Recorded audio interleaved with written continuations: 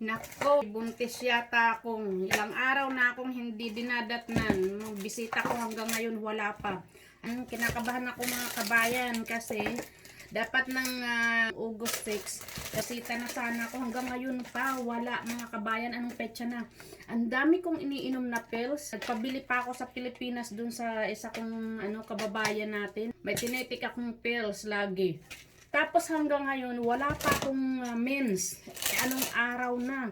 Natatakot ako, baka magbuntis na naman ako nito. Posible kayang magbuntis ka kahit nagtitake ka ng pills. Hindi ko alam, first time ko nangyari. Hanggang ngayon, wala pa akong mens.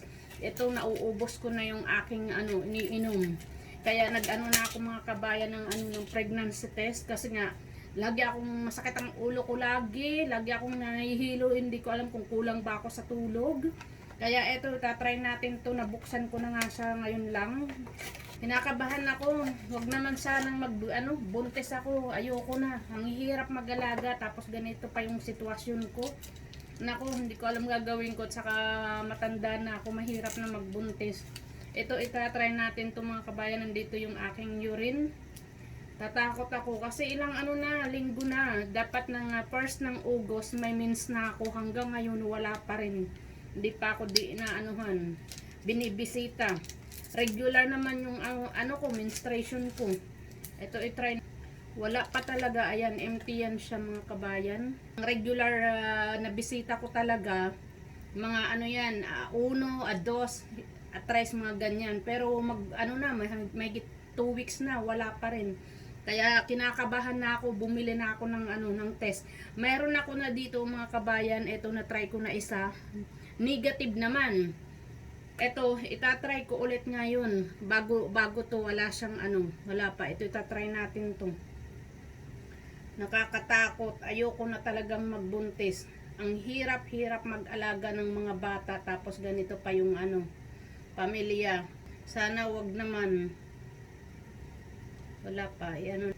Nakailan na rin ako mga kabayan test. Nang nakaraang linggo din, nagtry na rin ako. Wala din. Pero ngayon, ko kasi sabi ko, lang ng isang araw. Ito, nagtry na ako. Ayan titingnan natin. Hindi ako makakatulog mga kabayan. At saka diba yung mga sintomas tayong mga nanay pag magbubuntis. Panay ang ihi natin, masakit ang ulo. Pati yung balakang, ito yung nararamdaman ko. Hanggang ngayon, kaya kinakabahan talaga ako. Tingnan natin ang result. Ayan mga kabayan, Nako, idagdagan pa natin to para siguradong maano talaga yung result niya. 2 test na yung ginamit ko ngayong araw. Ayan. Ano kayang nito?